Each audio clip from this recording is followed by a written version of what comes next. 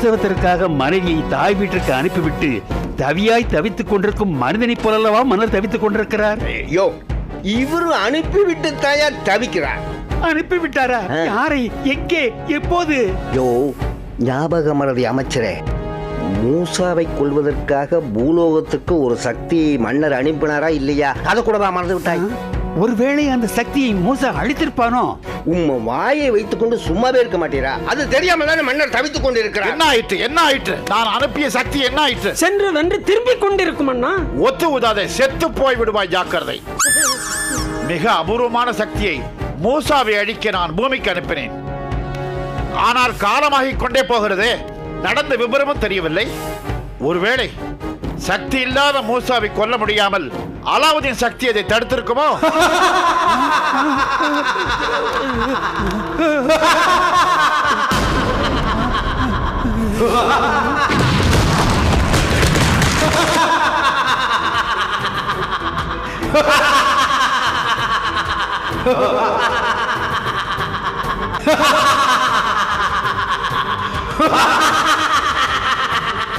அலாவுதீன், ஏன் கத்துகிறாய்? நீ அனுப்பிய சக்தி அழிந்து காற்றோடு கலந்து விட்டது. அந்த சந்தோஷ செய்தியை சொல்லத்தான் நான் இங்கு வந்தேன். நான் அனுப்பிய சக்தியை அழித்ததுமின்றி என்னை அவமானப்படுத்துகிறாயா? அலாவுதீன், உன் உயிரை விரைவில் அடக்குவேன். சக்தி இழந்த மூசாவையே உன் சக்தியால் எதுவும் செய்ய முடியவில்லை. சகல சக்திகளும் பொருந்திய என் உயிரை நீ அடக்குகிறாயா? வேடிக்கை. அடுத்து என்ன செய்யலாம் என்று யோசி. வருகிறேன்.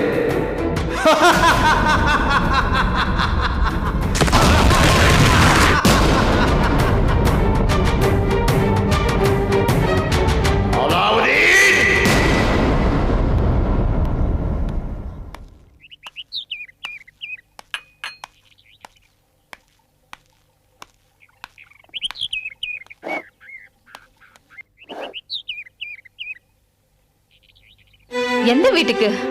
மத்த உறவுன்னு இன்னும் உனக்கு என்னடா இருக்கு? எல்லாம் முடிஞ்சு போச்சு. இவ உனக்கு பொண்டாட்டினா உன் வீட்ல இருக்க உன் அக்கா பொண்ணு. உனக்கு என்ன வாப்பாட்டியா? அப்படி இல்லாத உறவு இருக்கிறதா சொல்லிக்கிட்டு அவனை தேடி இங்க யாரும் வர வேண்டாம். நான் பேசவே தயார் இல்லைங்க போது தனியா என்ன பேச வேண்டியது இருக்கு? உன்னை திரும்ப போயிடுன்னு சொல்லி ரொம்ப நேரமாச்சு. இனி நீ எவ்வளவு வேணாலும் கட்டிக்கா, எவ்வளவு வேணாலும் வச்சுக்கா. சுஜாதா வரமாட்டா, போ. இதோ வரேன் சார்.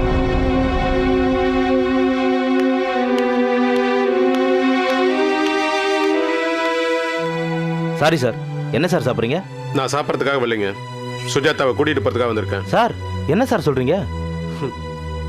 சாரி சார், நான் ஏதோ ஒரு ஞாபகத்தில் அப்படி சொல்லிட்டேன். சூட ஒரு கப் காஃபி கொண்டு வாங்க. Okay sir.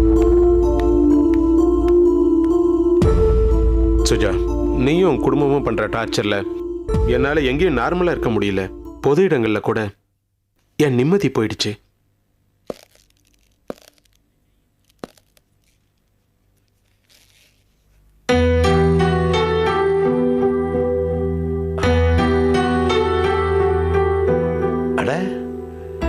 இது நம்ம சிவா இல்ல? ஆமா, அவனேதான்.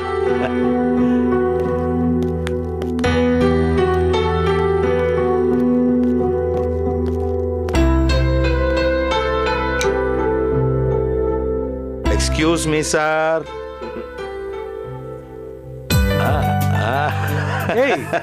நீ கோதண்டராமன் தானே? உன் கோதண்டராமனே தான். மூஞ்ச பார்த்து சொன்னியா இல்ல படிச்சுட்டு சொன்னியா?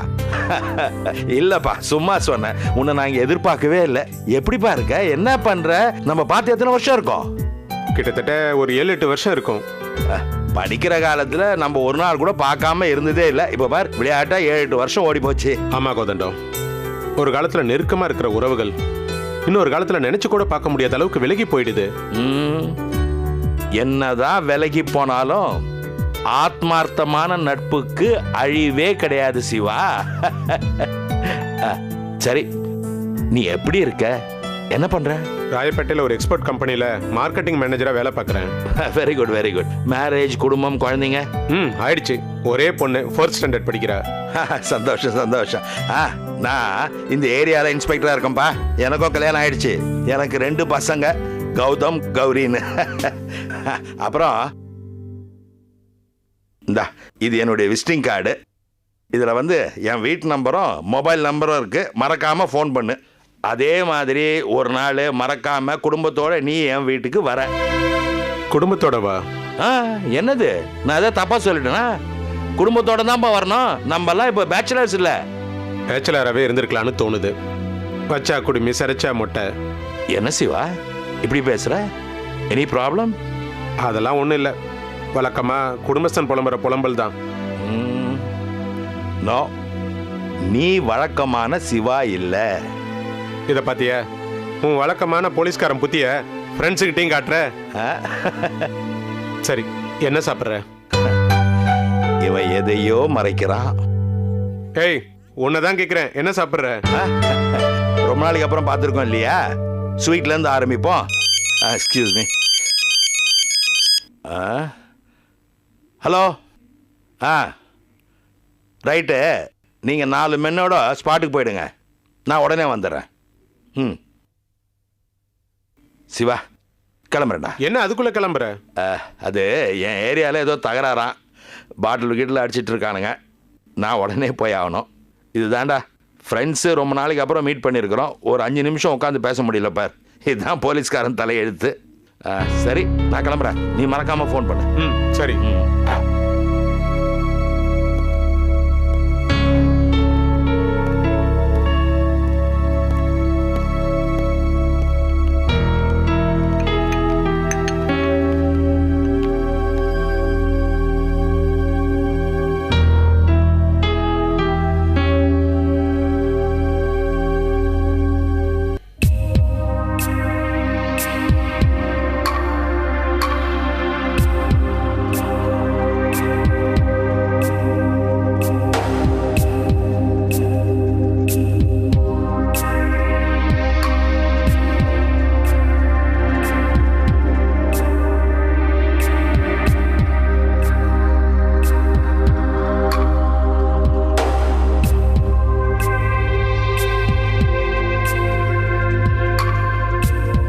நீங்க தூங்கிருப்பீங்கன்னு நினைச்சேன்.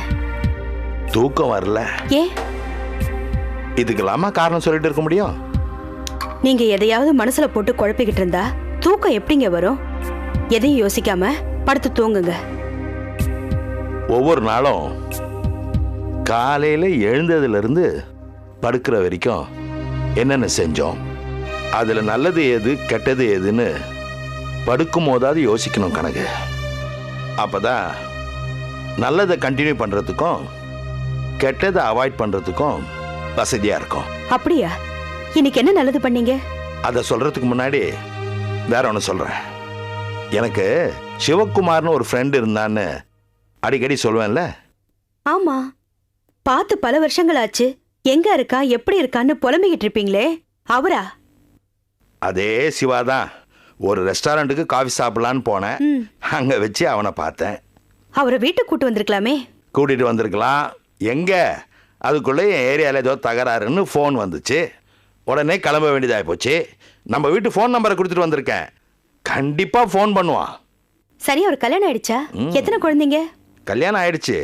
ஒரு பெண் குழந்தைன்னு சொன்னான். அவன் ஃபேமிலியில் ஏதோ ப்ராப்ளம் இருக்கும் போல இருக்கு. அதான் அப்படியே யோசிச்சுட்டு இருக்கேன். என்ன ப்ராப்ளம்? எங்க விசாரிக்கிறது? அதுக்குள்ள தான் நான் கிளம்பிட்டேனே. உனக்கு தான் போலீஸ்காரன் பழப்பு தெரியுமே. அதுக்காக இப்படி தூங்காம இங்கே உட்காந்துருக்கீங்களா? சரி, ஃபேமிலியில ப்ராப்ளம் வர்றதும் சரியாகிறதும் சகஜம் தானே? இல்ல கணக்கு, சிவா கலகலப்பான ஆளு. அன்னைக்கு பார்க்கும்போது ரொம்ப அப்செட்டா இருந்தான். அவன் ஃபேமிலியில ஏதோ பெரிய ப்ராப்ளம் இருக்கும் போல இருக்கு. அவரும் சொல்லலங்கிறீங்க. உங்களுக்கும் என்ன ஏதுன்னு தெரியாது. அப்புறம் எதுக்காக நீங்களே பெரிய ப்ராப்ளம் நினைச்சிட்டு இருக்கீங்க? குடும்பம்னா பிரச்சனை இருக்கத்தான் செய்யும். வீட்டுக்கு வீடு வாசப்படி. அவரா ஃபோன் பண்ணி இதுதான் ப்ராப்ளம்னு சொல்ற வரைக்கும் நீங்க தயவு செஞ்சு உங்க கற்பனையை கொஞ்சம் தள்ளி வைங்க. இல்லம்மா, நான் ஒன்னும் கற்பனை பண்ணிக்கல. அவன் வார்த்தைகள் இருந்த வருத்தம் அப்படி. நானும் ஒரு குடும்பஸ்தன்றதுனால அவன் உணர்வுகளை புரிஞ்சிக்க முடியுது. சரிங்க, எதுக்கும் அவரை பார்த்து பேசினாதானே என்ன ஏதுன்னு நமக்கு புரியும். ஒருவேளை அவருக்கு பிரச்சனைனா நம்மளால முடிஞ்ச அளவுக்கு உதவி செய்யலாம். டைம் ஆச்சு, படுத்து தூங்குங்க. இதோ வந்துடுறேன்.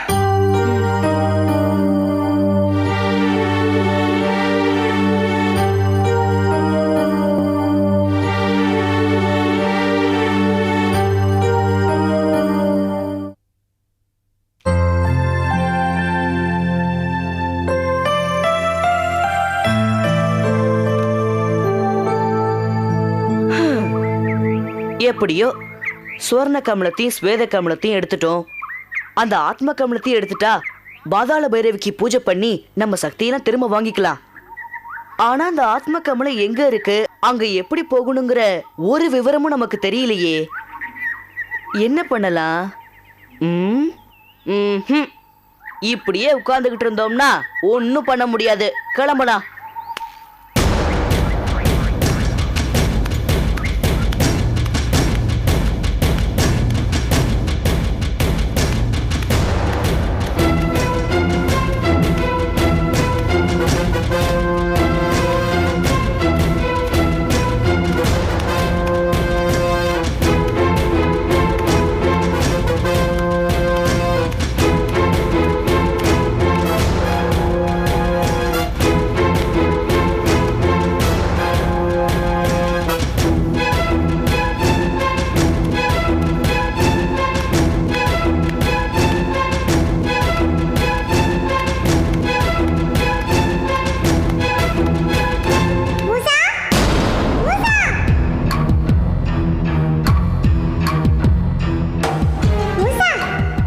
கிளியே, நீயா என்ன கூப்பிட்ட?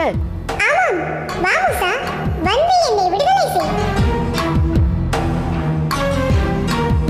உன்னை யார் இப்படி இந்த கூண்டுல அடைச்சு வச்சது? நானே ஒரு கூண்டை உருவாக்கி உள்ளே அடைந்து கொள்ளும்படி ஒரு முனிவன் எனக்கு சாபம் இட்டு விட்டான். பல யுகங்களாக விமோசனம் கிடைக்காமல் இந்த கூண்டுக்குள்ளேயே அடைந்து கிடக்கின்றேன். உன்னை இந்த கூண்டுல இருந்து விடுவிச்சு உனக்கு விமோசனம் தரேன்.